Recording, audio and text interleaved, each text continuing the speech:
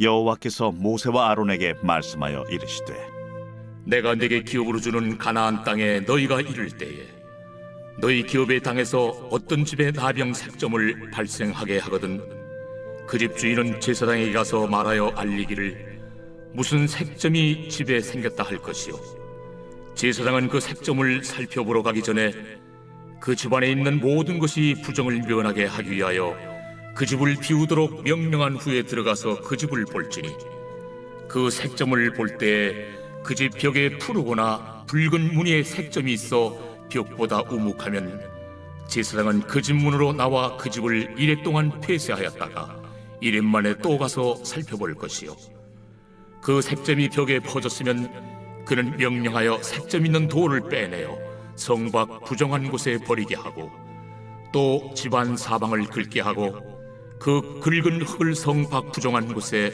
쏟아버리게 할 것이요 그들은 다른 돌로 그 돌을 대신하며 다른 흙으로 집에 바를지니라 돌을 빼내며 집을 긁고 고쳐 바른 후에 색점이 집에 재발하면 제사장은 또 가서 살펴볼 것이요 그 색점이 만일 집에 퍼졌으면 악성 나병인즉 이는 부정하니 그는 그 집을 헐고 돌과 그 제목과 그 집의 모든 흙을 성 밖 부정한 곳으로 내어갈 것이며 그 집을 폐쇄한 날 동안에 들어가는 자는 저녁까지 부정할 것이요 그 집에서 자는 자는 그의 옷을 빨 것이요 그 집에서 먹는 자도 그의 옷을 빨 것이니라 그 집을 고쳐 바른 후에 제사장이 들어가 살펴보아서 색점이 집에 퍼지지 아니하였으면 이는 색점이 나은 것이니 제사장은 그 집을 정하다 하고 그는 그 집을 정결하게 하기 위하여 새 2마리와 백향목과 홍색 실과 우슬초를 가져다가 그 새 하나를 흐르는 물 위 질그릇 안에서 잡고 백향목과 우슬초와 홍색 실과 살아있는 새를 가져다가 잡은 새의 피와 흐르는 물을 찍어 그 집에 7번 뿌릴 것이요 그는 새의 피와 흐르는 물과 살아있는 새와 백향목과 우슬초와 홍색 실로 집을 정결하게 하고 그 살아있는 새는 성 밖 들에 놓아주고 그 집을 위하여 속죄할 것이라 그러면 정결하리라 이는 각종 나병 환부에 대한 규례니 곧 옴과 의복과 가옥의 나병과 돋는 것과 뾰루지와 색점이 어느 때는 부정하고 어느 때는 정함을 가르치는 것이니 나병의 규례가 이러하니라. 오늘 본문은 크게 세 단락으로 나누어집니다. 첫 번째는 33절에서 47절까지인데 집에 생긴 악성 곰팡이를 처리하는 내용을 다루고 있습니다. 그 집에 악성 곰팡이가 생길 때에 어떻게 하는지를 아주 자세하게 가르쳐 주고 있습니다. 두 번째로 48절에서 53절까지를 보시면 악성 곰팡이를 이제 제거하고 난 다음에 회복된 집에 대한 정결의식을 보여주고 있습니다. 이것은 나병 환자의 정결의식과 같습니다. 새 2마리와 백향목, 홍색실과 우슬초를 가져오게 해서 새 1마리는 잡고 또 새 1마리는 백향목과 홍색실과 우슬초를 섞어 피에 찍어서 이 집에 7번 뿌리게 한 다음에 그리고 살아있는 새를 성 밖으로 날려보냅니다.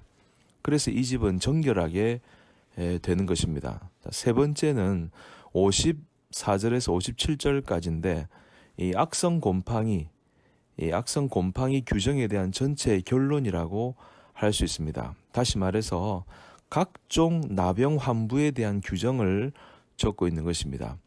여러분 54절에서 57절을 읽겠습니다. 이는 각종 나병 환부에 대한 규례니 곧 옴과 의복과 가옥의 나병과 돋는 것과 뾰루지와 색점이 어느 때는 부정하고 어느 때는 정함을 가르치는 것이니 나병의 규례가 이러하니라.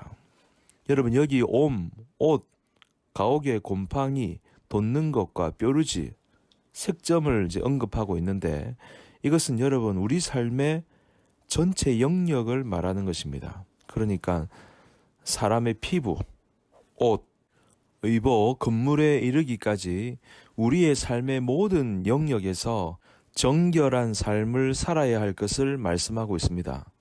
여러분, 오늘 본문 전반부에서 집에 악성 곰팡이가 생긴 것에 대해서 아주 자세하게 말씀하고 있는데, 여러분, 왜 이렇게 자세하게 적고 있는 것일까요?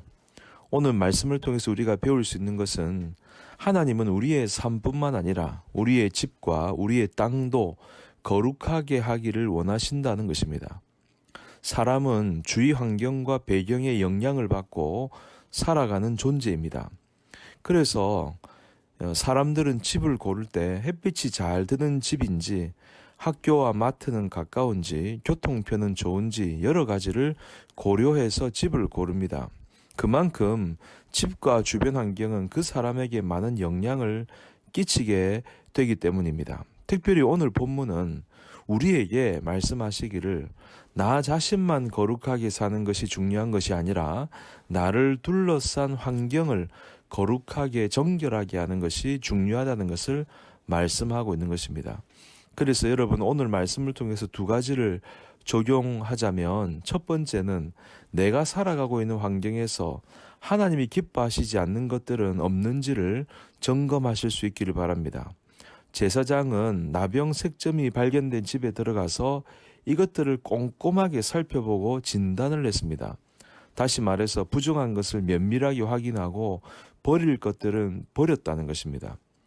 여러분, 우리도 내가 살아가고 있는 집과 환경 가운데서 하나님의 백성답게 살지 못하도록 막는 것이 있다면 우리가 그것들을 점검하고 체크해 볼 수 있기를 바랍니다. 그래서 나와 하나님과의 관계를 멀어지게 만드는 것이 있다면, 하나님의 뜻대로 살지 못하고 하나님과의 교제를 방해하는 것들이 있다면 우리가 그것들을 과감하게 내버릴 수 있는 믿음의 결단을 할 수 있기를 바랍니다.